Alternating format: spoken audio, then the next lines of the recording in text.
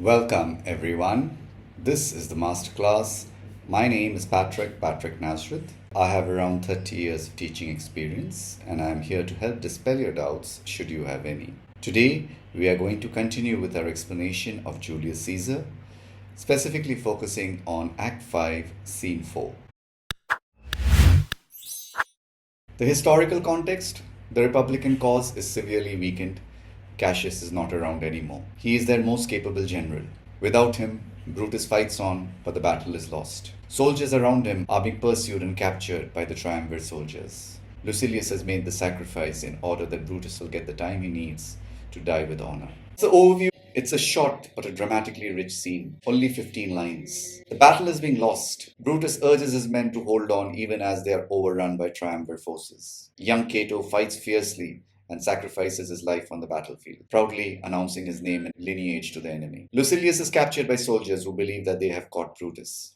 He is brought in front of Antony, who sees through the deception instantly.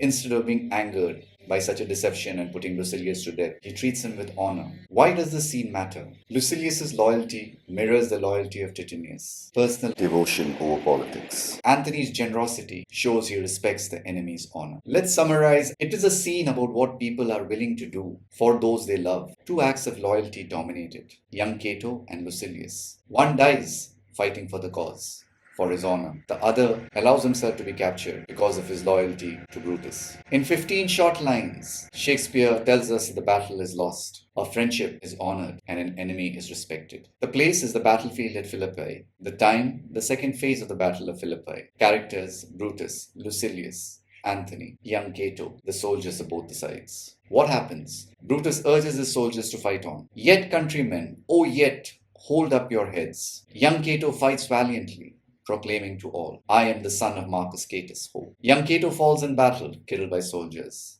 Lucilius is captured. Enemy soldiers believe that they have captured Brutus. Lucilius corrects them. He tells them that I am Lucilius and informs them that Brutus will never be taken alive. Antony arrives and he recognizes that Lucilius is not Brutus, but he asks that his soldiers treat him with honor and respect that such a brave enemy deserves. He then orders his men to find Brutus. Part 1, lines 1 to 4.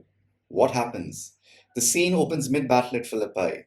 Soldiers of both sides are clashing. Brutus is urging his soldiers to continue fighting and exits. Young Cato dies on the battlefield, fighting fiercely and announcing himself to the enemy. The key quote: I am the son of Marcus Cato.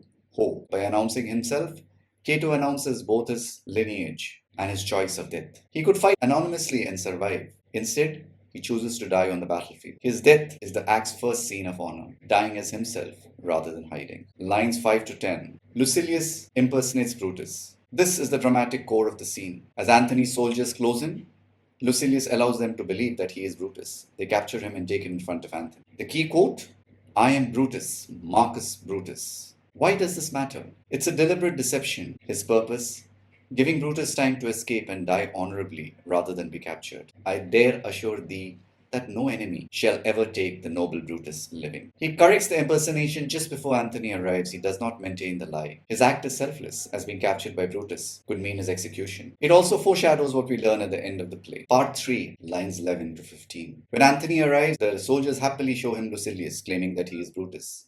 Antony sees through the deception, but he orders Lucilius to be treated with honor and kindness. He does not get angry and punish the man for his deception. The key quote here belongs to Antony. This is not Brutus, friend, but I assure you, a prize no less in worth. Why it matters? Antony immediately sees to the deception and gives a surprising response. He does not punish Lucilius for his deception. He honors him for his loyalty. I would rather have such men, my friends, than enemies. Antony, the politician, recognizes that loyalty is more valuable than any battle prize. Think about this. Brutus murdered a friend for an ideal. Antony honors an enemy for a virtue. Shakespeare is quietly asking us, which of these is the truly noble act? The characters here: Lucilius. We see loyalty in action. He is one of Brutus's most faithful officers.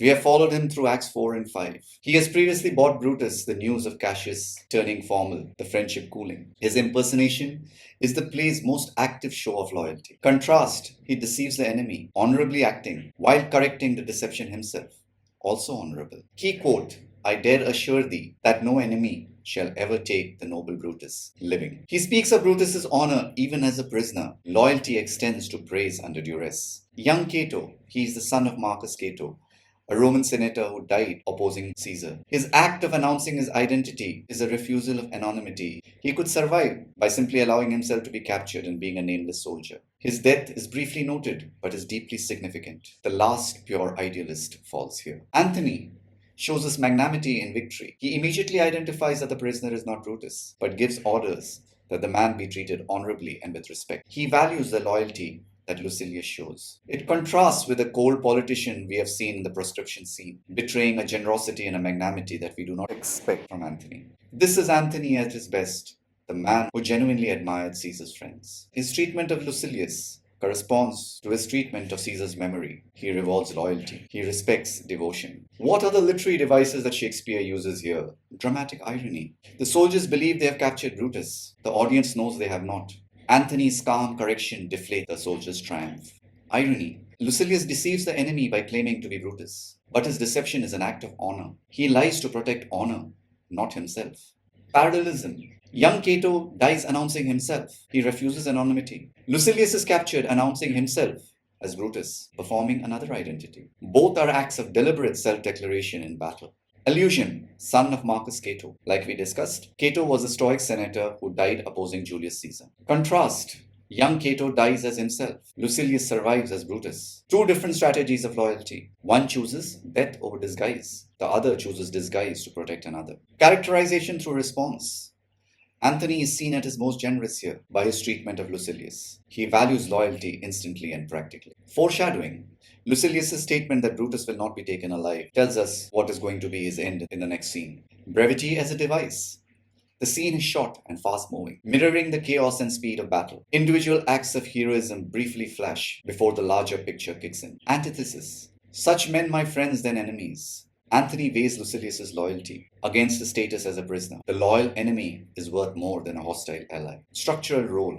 The scene is a bridge between Cassius's death and Brutus's. In the next scene, it shows the battle's final phase and prepares the final act that is to come. What are the themes Shakespeare brings out here? Loyalty. Lucilius's impersonation. He risks his life to protect Brutus, the most active act of personal loyalty. It mirrors what Titinius did, and this personal loyalty is consistently presented as the play's highest virtue. Honor in defeat.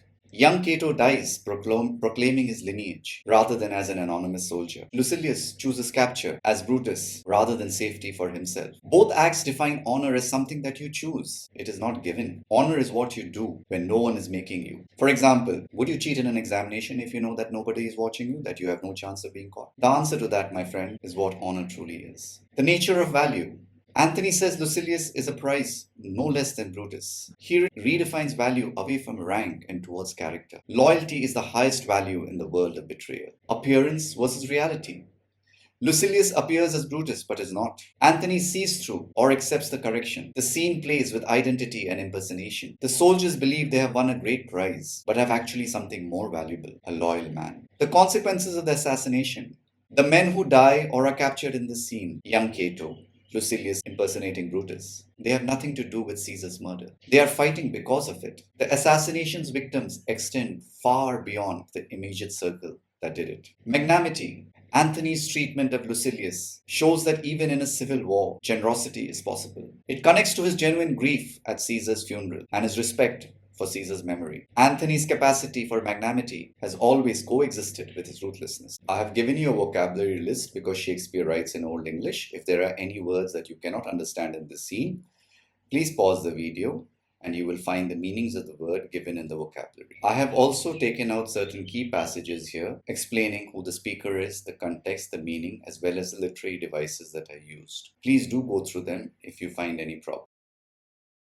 What do examiners look for? Firstly, Antony's lines about Lucilius, how he recognizes personal loyalty, how he gives a lot of respect and kindness to Lucilius, what this itself means about Antony's character, how it contrasts with the cold Antony that we have seen in the proscription scene. Lucilius's loyalty knows what he does and why. It is an act of loyalty, it is not of deception. His statement that Brutus will never be taken alive connects to Titinius's loyalty even unto death in the scene just before. Both are pure personal loyalty. Foreshadowing. Lucilius's line tells us what Brutus will do in the very next scene. Young Cato, his choice at announcing himself. Why does he do so? The allusion to his father, being named matters, connects to the theme of honor in defeat. The scene structure function, primarily a bridge between the previous scene of Cassius's death and the next scene where Brutus will choose death, shows us the final phase of the battle and the quality of those who serve Brutus. Appearance versus reality. Lucilius pretends to be Brutus, but is not. The soldiers believe that they are Brutus, but they do not. Antony sees through the deception, understands that he has got something far more valuable, the true worth of a man. Always linked to the themes.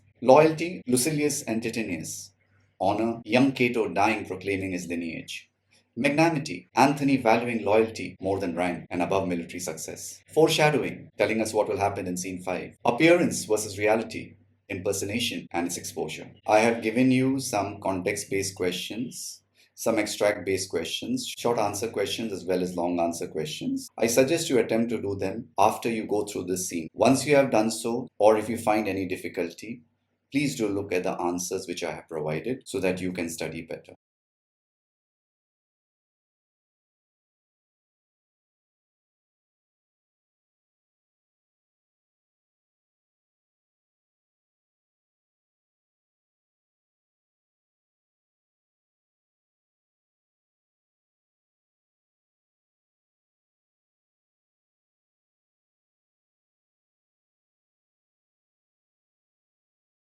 That was Julius Caesar, Act 5, Scene 4 for you then. I do hope I have been of help. If I have, do remember to like, subscribe, and share. Remember, there would be others who would be needing our help. Thank you so much for watching.